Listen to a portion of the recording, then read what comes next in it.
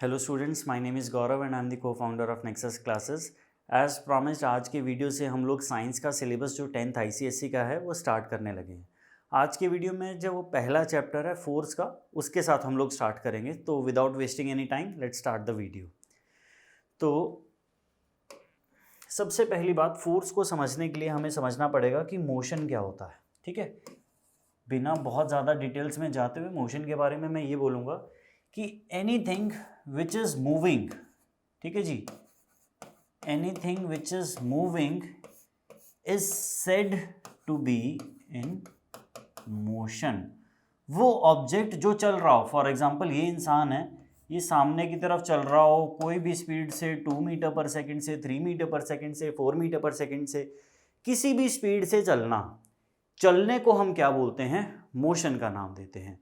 और अगर यही ऑब्जेक्ट चल ना रहा होता, ये अपनी जगह पे रुका हुआ होता, स्टेशनरी होता या स्थिर होता, तो ये अपनी जगह पे खड़ा है, ऐसे सिचुएशन में हम बोलते हैं this object is at rest. Is it clear? तो जो ऑब्जेक्ट चल रहा होता है उसे हम किस में बोलते हैं? उसे हम बोलते हैं कि वो मोशन में है। जो ऑब्जेक्ट रुका हुआ होता है उसे हम किस में बोलते हैं? कि वो रेस्ट में है। इतना सिंपल है। हालांकि इसके अंदर भी बहुत सारी डिटेल्स है, बट हमारे लिए आज के लिए बेसिक अंडरस्टैंडिंग इनफ है कि चलने वाले ऑब्जेक्ट होते हैं मोशन में, रुके हुए ऑब्जेक्ट होते हैं रेस्ट में। लेकिन ये मोशन अलग अलग टाइप का होता है। तो ये जो मोशन है, सबसे पहला टाइप हम इसका पढ़ते हैं, इसे बोलते हैं ट्रांसलेशनल मोशन। अब ये ट्रांसलेशनल मोशन क्या होता है? फॉर एग्जाम्पल मान लो इस तरीके से कोई पाथ है, इस पाथ के ऊपर एक ऑब्जेक्ट जो था वो रखा हुआ था। ये ऑब्जेक्ट जो है किसी ने इसे यहाँ से खिसकाया और ये रास्ता ट्रैवल करते हुए यहाँ पे आ गया। Is it clear? यहाँ से ऑब्जेक्ट चला, इस पॉइंट ने ये जो हाईलाइटेड रास्ता है इस लाइन को फॉलो करते हुए ये पॉइंट यहाँ पे पहुँच गया। तो जब ऑब्जेक्ट अपनी जगह से चल के कहीं और पहुँच जाता है तो उसे हम मोशन बुलाते हैं। बट अगर हम ध्यान से देखें, जो इस ऑब्जेक्ट के इस पॉइंट का पाथ था, कुछ वैसा दिखने वाला पाथ था इसी ऑब्जेक्ट के ये वाले पॉइंट का। क्या ये पाथ सिमिलर है? बिल्कुल सिमिलर है भाई, ये देखने में सेम से पाथ ही तो लग रहे हैं। जो ये वाले पॉइंट का पाथ था, ऐसा दिखने वाला जो था, ये इस पॉइंट का भी पाथ था। तो क्या मैं ये बोल सकता हूं कि इस ऑब्जेक्ट के सभी पॉइंट्स ने आइडेंटिकल पाथ लिए हैं? यह जो ऑब्जेक्ट है, ये जब अपनी जगह से चल के कहीं और पहुंचा तो इस ऑब्जेक्ट के जितने छोटे पॉइंट्स थे उन सभी ने सेम पाथ को फॉलो किया। जब भी सभी पॉइंट्स सेम पाथ को फॉलो करते हैं तो हम क्या बोलते हैं कि ऑब्जेक्ट का जो मोशन है वो कैसा है बेटा? ट्रांसलेशनल मोशन है। वो ऑब्जेक्ट अपनी जगह से ट्रांसलेट होके कहीं और पहुंच गया है। Is it clear? तो इस टाइप के मोशन को हम क्या बुलाते हैं? Translational motion. अब एक और टाइप का मोशन होता है, इसे हम क्या बुलाते हैं? इसे हम बुलाते हैं भाई रोटेशनल मोशन। अब ये रोटेशनल मोशन क्या होता है? मान लो यह कोई ऑब्जेक्ट है, इस ऑब्जेक्ट को इस एक्सिस के अबाउट अगर हम घुमाने लगे, क्लियर है? फॉर एग्जाम्पल यह एक मार्कर है, इस मार्कर को हम इस एक्सिस के अबाउट घुमाने लगे या इस एक्सिस के अबाउट घुमाने लगे तो ये अपनी जगह पे घूम रहा होगा। अब इसका जो हर एक पार्टिकल है, ध्यान से देखें, इस पे जो ये वाला पार्टिकल है, ये इस एक्सिस का पूरा चक्कर लगा के आएगा। इमेजिन कर सकते हैं, ये पूरा का पूरा चक्कर लगा के आएगा। बिल्कुल सही बात है। जितने भी इसके ऊपर पॉइंट्स हैं, मान लो ये वाला पॉइंट है, ठीक है जी, इस पॉइंट को कंसीडर करते हैं, जब ये घूमेगा तो ये भी पूरा चक्कर लगा के आएगा अपनी जगह पे। तो जब भी रोटेशनल मोशन होता है तो ऑब्जेक्ट के ऊपर जितने भी पॉइंट्स मौजूद हैं सब लोग सर्कुलर पाथ लेते हैं। Is it clear? Whenever rotational motion happens, all the points on the object go in circles या गो इन सर्कुलर पाथ। तो इस टाइप के मोशन को हमने क्या बुलाना है? इस टाइप के मोशन को रोटेशनल मोशन बुलाना है।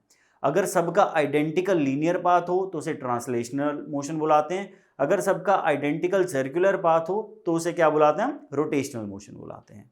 I hope that is clear. आगे प्रोसीड करते हैं। देखो भाई, नेक्स्ट हमें बात करनी है मोमेंट ऑफ फोर्स के बारे में, लेकिन उससे पहले हम जानेंगे थोड़ा सा फोर्स के बारे में। अब देखो मोशन जो है, मोशन होने का कारण क्या होता है? एक ऑब्जेक्ट, लेट अस से यहाँ पे एक, लेट अस से ये वाटर बॉटल हमने बना दिया, ठीक है जी, यह एक वाटर बॉटल है, वाटर बॉटल को फिल कर देते हैं हम वाटर से। लो भाई, इस वाटर बॉटल को हमने फिल कर दिया वाटर से। अब एज लॉन्ग एज ये यहीं पे रखा हुआ है और इसके ऊपर कोई फोर्स नहीं लगा, तो हम बोल सकते हैं this water bottle is at rest. Is it clear? अगर इसके ऊपर कोई फोर्स नहीं लग रहा तो this water bottle is at rest. ये बात आ रही है सबको समझ में? बट लेट अस से हमने क्या बोला कि यह वाटर बॉटल के ऊपर आपने इस पॉइंट के ऊपर पुश करना चालू किया, या फिर ऐसा हो सकता है इधर से किसी ने इसे पुल करना चालू किया। चाहे तो आप इस वाटर बॉटल को यहां से पुश करो, या फिर इसी वाटर बॉटल को आप यहां से पुल करो, चाहे आप जो भी करो, आप इसे अपनी जगह से मूव करवा दोगे। तो जब भी फोर्स लगता है तो फोर्स का जो इफेक्ट होता है वो क्या होता है बेटा? फोर्स का इफेक्ट होता है मोशन। यानी कि मोशन के पीछे के कारण को फोर्स बुलाया जाता है। फोर्स ही है जो मोशन को प्रोड्यूस करता है। आइदर ये पुश के फॉर्म में हो सकता है और ये पुल के फॉर्म में हो सकता है। I hope that is clear. ठीक है, तो ये तो हो गया फोर्स, ये हमने पहले छोटी क्लासेस में भी पढ़ा, तो एक तरीके का रिवीजन हो गया। लेकिन ये मोमेंट ऑफ फोर्स क्या होता है? यहां तो मोमेंट ऑफ फोर्स लिखा है जी, तो मोमेंट ऑफ फोर्स के बारे में समझते हैं। लेट अस से मान लो कि अगर हमें बोल दिया जाए कि इस ऑब्जेक्ट के ऊपर फोर्स तो लगा, लेकिन इस पॉइंट की जगह इस पॉइंट पे लगा, यहां से हमने इसे पुश किया। इस बॉटल को हमने बॉटम से पुश नहीं किया, टॉप से पुश किया। अब क्या होगा?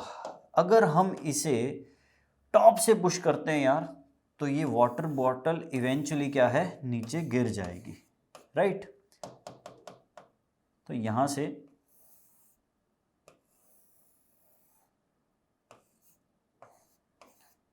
ये जो वाटर बॉटल है इट विल फॉल डाउन, और इसके अंदर से जो भी सारा पानी है भाई इट विल फ्लो आउट।